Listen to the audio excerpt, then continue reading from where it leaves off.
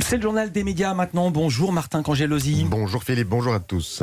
Qu'est-ce que vous avez au sommaire ce matin, Martin ? Eh bien du foot, encore du foot, presque que du foot. J'espère que vous aimez le sport. J'adore. Grosse actualité ce matin, Philippe, dans ce journal des médias, avec une annonce de toute dernière minute. Mediapro, détenteur la saison prochaine des droits pour la Ligue 1, va lancer sa chaîne en partenariat. On ne s'y attendait pas avec TF1.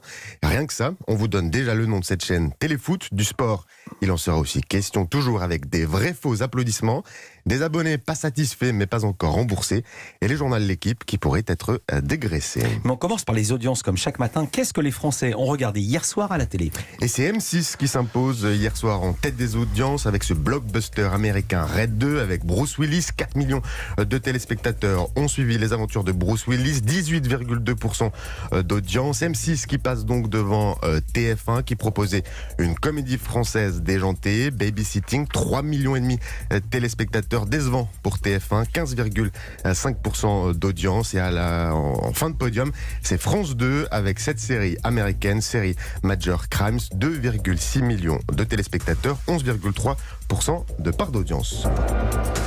Culture Média. Martin, on commence évidemment ce journal des médias avec cette annonce qui vient de tomber. Il est question de centaines de millions. C'était effectivement il y a tout juste quelques minutes. Mediapro, le groupe espagnol qui se lance dans le foot en France en diffusant les plus belles affiches de Ligue 1 et de Ligue 2 pour la saison prochaine et jusqu'en 2024. Eh bien, Mediapro s'associe, personne ne s'y attendait, avec TF1 pour une toute nouvelle chaîne 100% foot. Cette chaîne, on vous dévoile son nom. Téléfoot, du nom de la mythique émission du dimanche de TF1. Et nous sommes au téléphone avec François Pélissier, le patron des sports de TF1. Merci François Pélissier d'être avec nous en direct et de réserver pour Europe 1 et le journal des médias votre première réaction. François Pélissier, que TF1 va apporter au groupe Mediapro ? Bonjour Martin, bonjour Philippe. Bonjour. Écoutez, ce que TF1 va apporter, déjà c'est un partenariat global et assez inédit qu'on a réussi à construire avec Mediapro autour de 3 volets. D'abord, comme vous venez de le dire, la licence de marque, puisque la chaîne s'appellera Téléfoot, émission quand même créée en 1977. Et puis, autour de ça, il y aura un partenariat éditorial et de production, puisque nous produirons un certain nombre de contenus pour la chaîne, ainsi qu'un partenariat de talent, puisque notre célèbre duo, Grégoire Margoton, Vicente Lizarazu, va commenter les 20 plus belles affiches du dimanche soir, dont le top 10, le dimanche, sur la chaîne Téléfoot. Lizarazu, Margoton aux commandes. Téléfoot, l'émission qui sera également diffusée tous les dimanches à midi sur cette nouvelle chaîne. Téléfoot, la quotidienne. On sait que Mediapro a déboursé 780 millions d'euros par an pour ses droits. C'était du jamais vu. Alors j'imagine que vous n'allez pas nous donner le prix de ce partenariat, mais on imagine que les négociations, François, ont été âpres avec Mediapro.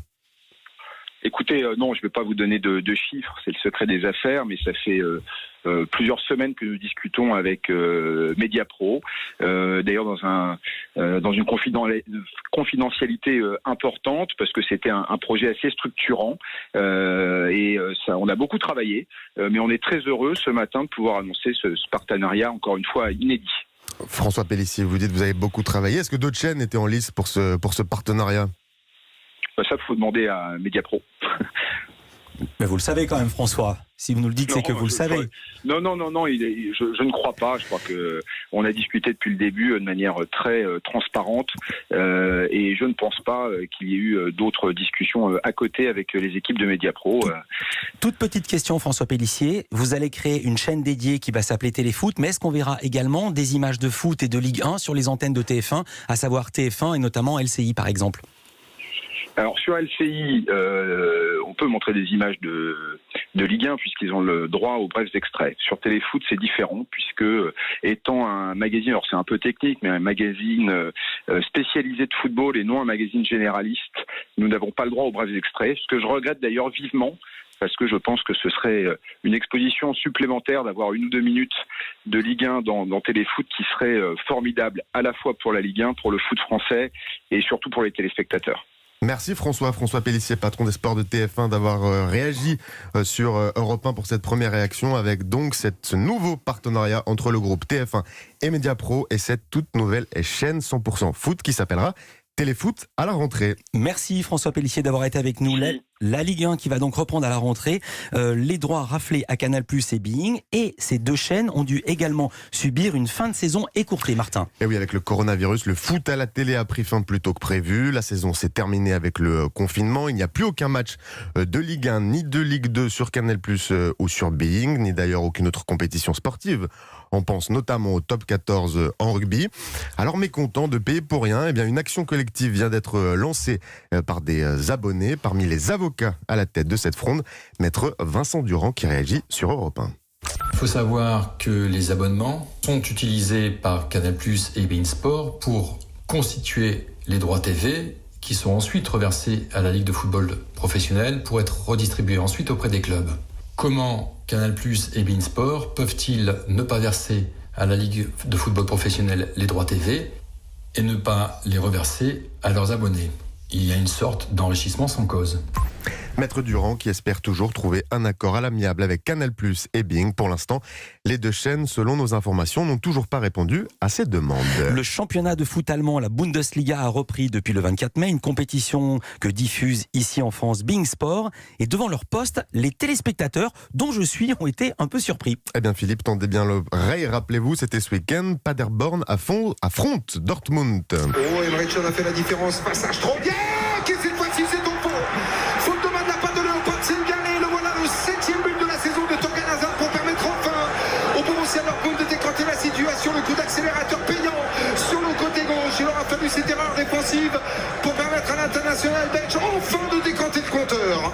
Alors rien d'anormal, je vous vois déjà vibrer, Philippe, des commentateurs tantôt galvanisés, tantôt tendus au gré des actions, des coups de sifflet lorsque les joueurs font des fautes et des supporters dans les gradins qui sont déchaînés. Des supporters déchaînés, tiens donc, eh bien en fait dans les gradins, dans la réalité, il n'y avait personne parce qu'en Allemagne, jusqu'à la rentrée, les matchs vont se jouer à huis clos. Mais Bein a tout simplement décidé d'ajouter, comme si de rien n'était, des chants et des cris de supporters enregistrés pendant de précédentes rencontres. Comme si de rien n'était, et toutefois Bein assume. Oui, le directeur des programmes s'en est expliqué à l'AFP. Citation, quand vous perdez cet élément fort du spectacle qu'est le public, c'est important de recréer un univers. Cela a du sens. Voilà pour les mots du directeur des programmes de Bein.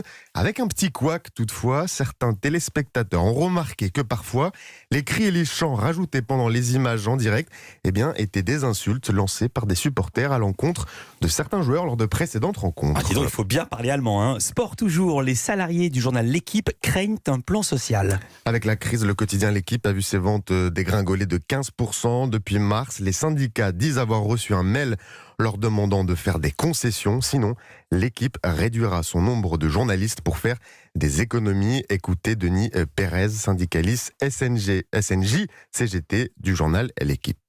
La direction de l'Équipe nous a prévenu presque clandestinement qu'elle souhaitait nous poser un ultimatum avant le 30 juin. Soit nous acceptons des réductions de salaire, la suppression de presque tous nos jours de RTT et le passage à un forfait jour qui va permettre de presser l'ensemble des salariés comme des citrons, sans la moindre référence horaire, soit c'est un PSE, un plan de suppression d'emploi de 100 postes à peu près, donc 100 personnes qui peuvent se retrouver assez vite à la porte. Tout ça alors que les pertes estimées à la pandémie par la direction elle-même sont en dessous de 20 millions d'euros. Tout ça alors que la trésorerie du groupe Amaury, qui possède l'Équipe, est plus de 10 fois plus importante que cette somme donc de 20 millions d'euros. Donc on a énormément de mal à comprendre et on est stupéfait. Pour l'instant, du côté de la direction de l'Équipe, on confirme certes que des efforts vont devoir être faits, mais que rien n'est encore décidé. Et puis sur le front de l'emploi toujours, Microsoft remplace ses journalistes par des robots. 80 journalistes viennent d'apprendre leur licenciement car leur patron Microsoft estime que ces ordinateurs peuvent faire aussi bien que ces journalistes du géant américain travailler pour le portail msn.com que vous pouvez consulter pour suivre l'actualité avant d'ouvrir vos mails par exemple. Ces journalistes étaient chargés de trier des articles du monde entier, de les hiérarchiser selon leur importance au fil de la journée pour offrir aux internautes un contenu fiable, un contenu pertinent. Microsoft estime désormais que des algorithmes sont aussi doués que les humains. Mais alors, est-ce que Microsoft est la seule entreprise à procéder ainsi ? Non, pas du tout. Google Actu se sert déjà de robots et de l'intelligence artificielle pour trier des articles, avec des loupés quand même. Il est déjà arrivé que soient référencés en bonne place sur la page d'accueil des articles provenant de sites d'information douteux ou carrément des fake news, quand ce ne sont pas des liens à caractère violent ou sexuel qui, par erreur, ont été choisis par des machines.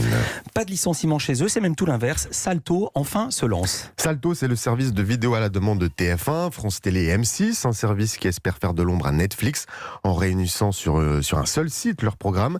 Et dès demain, plusieurs centaines de Français vont pouvoir, avant tout le monde, tester la plateforme tout l'été. C'est tous premiers utilisateurs pourront dire s'ils aiment la façon dont sont classés les programmes. Il y a par exemple une rubrique frisson pour ceux qui veulent se faire peur. Il sera aussi possible de donner son avis sur une option qui vous propose de trouver un programme en fonction du nombre de personnes devant son écran, seul sous la couette, à deux en amoureux ou bien encore en famille avec des enfants. Salto, qui à moyen terme aimerait proposer plus de 20 000 heures de programmes français et européens. Merci beaucoup Martin Cangelosi, on vous retrouve demain pour un nouveau journal des médias. Ce sera vous et pas un robot.